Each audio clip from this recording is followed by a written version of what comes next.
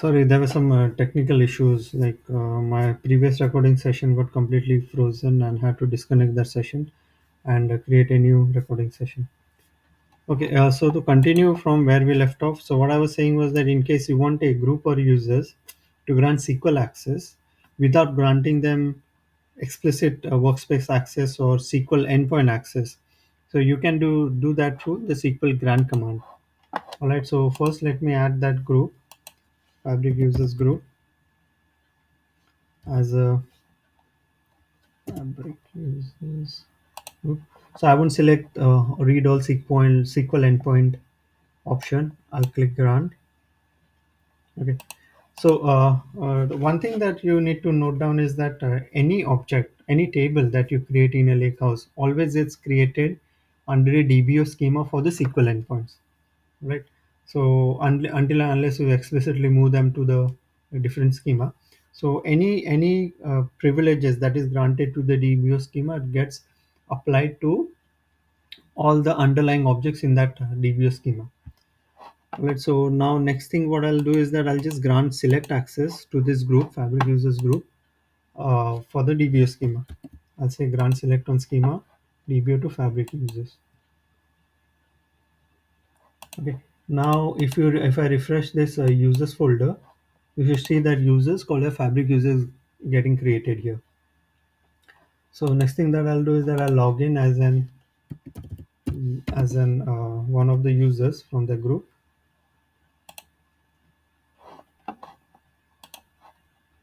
I'll log in as a Fabric user underscore one.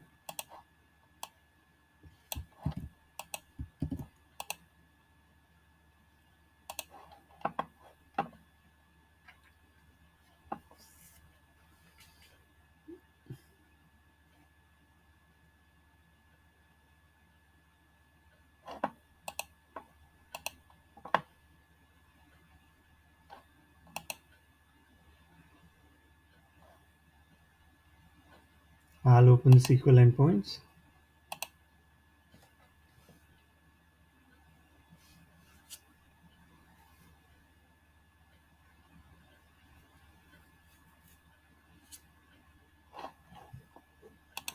In the meantime, also let me log in as a Fabric user too as well. Log in. Fabric.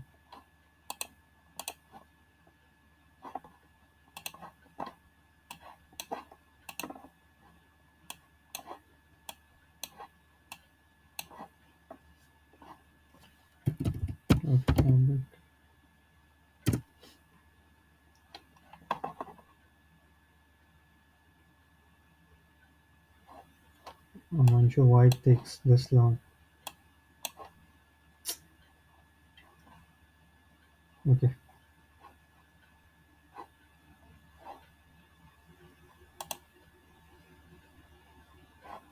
I think this one got a default logged into user one. How to sign out?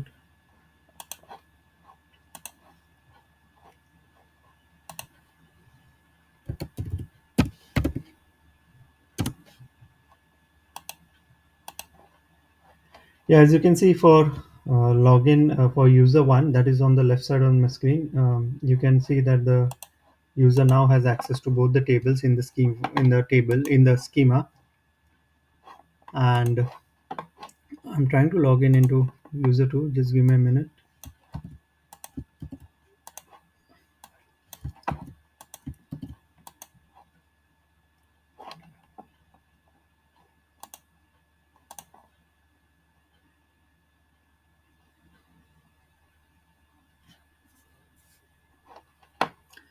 Okay, so this is the user two, and for this user also the data should be visible under the SQL endpoints.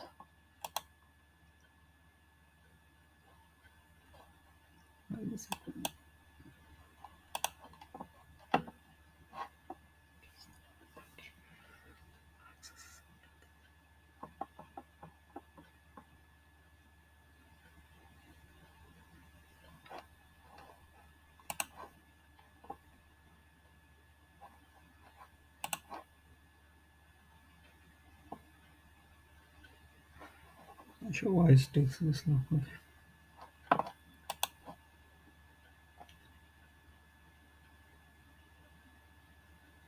Yep. So data is visible for user 2 as well. All right. So let's see how the behavior of the security model in when we grant access to the schema, but when we deny access at that one of the tables in that schema. All right. For example, if I say now users have access to the all the I mean the users in the group fabric users have access to the DBO schema, right? So what I'll do is that I'll deny a select access to one of the users, that is user 2 for table 1. All right, so I'll say that deny select on table 1 for this user. Let's see how this behaves. I'll have to log out and log in again. Not fabric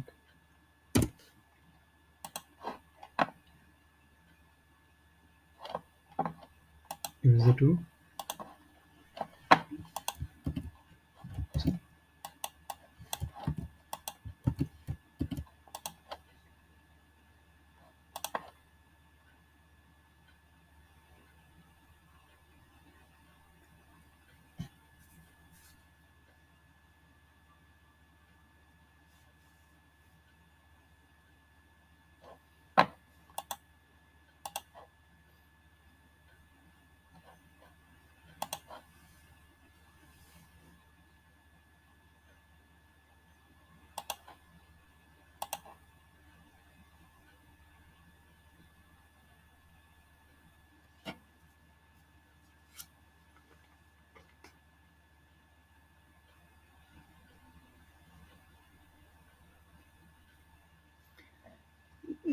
I'm unsure why it takes this long when I directly navigate to the SQL endpoints option.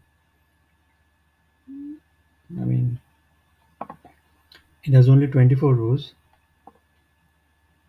Oh, okay, so what I did was that I have denied a select on table 1 for fabric user 2.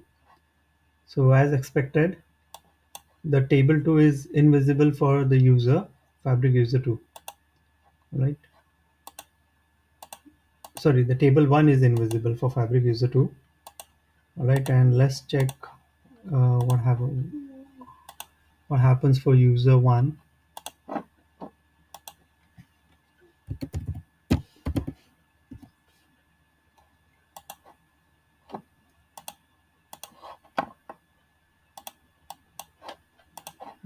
Yes.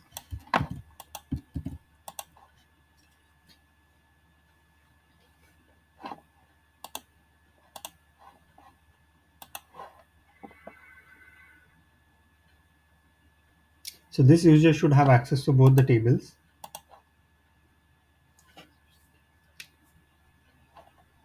And I'll browse to Lakehouse. I'll open the SQL endpoint.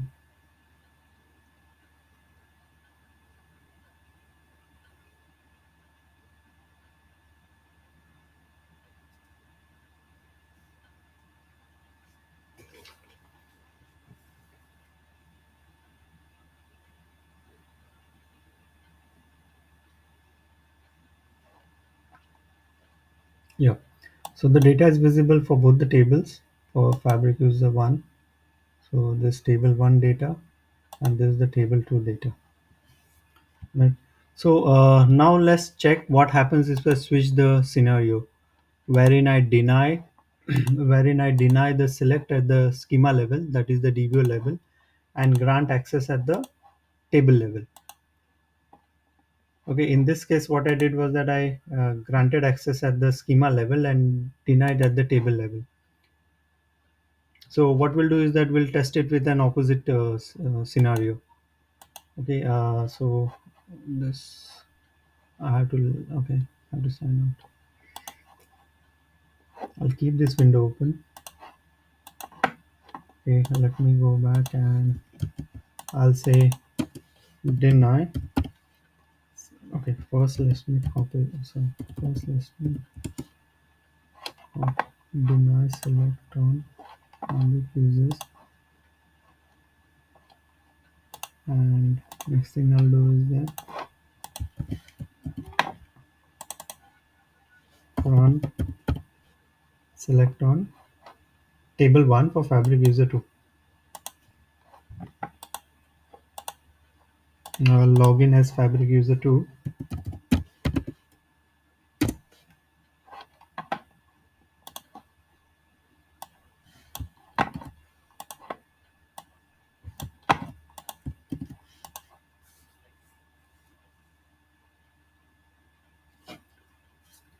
Now, if you come from a SQL Server background, so you should know that always the least privileges takes precedence, irrespective of what level the access has been granted to.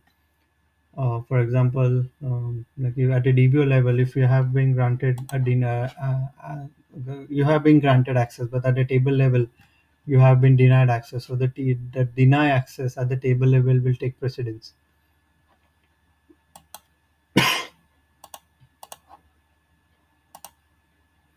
And here what we have done is that we have granted access at the schema level, but sorry, denied access at the schema level, granted at the table level. So let's see what takes precedence, whether it takes deny takes precedence or the grant takes precedence. Yep. So as you can see that even though I have granted explicit access at the denial at the table level and denied at the schema level, the access granted at the DBO level takes a precedence. So basically, it's a hierarchy pattern, top to down. Let's say if there's a deny at the top level, so any object that exists below that object at which the deny was applied, so it trickles down to those underlying objects in that parent object. All right, so that's about it for this walkthrough, and hope I am able to get you more insights into how the security model works in Fabric in the Fabric tenant. And yeah, one more thing that I wanted to mention was that yeah, so if we go back to SQL, so what you can do is that as you know, like there are different roles that you have in SQL. Like you have a data DBO admin and a data reader, data owner, security admin. So you can add one of these users as one of these users into one of these roles. And you can add Fabric users group as an user to one of this role. So this I haven't tested out, so I'll test that in the near future. And one more thing I wanted to say was that in in this will not work. Okay, sp underscore add role member doesn't work in Fabric. I mean SQL endpoints. Okay, so if you want to add the user uh, as a member to one of the roles, you'll have to use alter role. Right. So if I say DBO and say Fabric users, I'll add the Fabric users group to users users as an member to the data reader role. Okay, you can do that from using the alter role option. So sp underscore role member does not work here. Right. So that's about it. So if you have any questions, feedback, or comments, do let me know, and I'll be very glad to reply to them. All right. Okay. Thank you very much.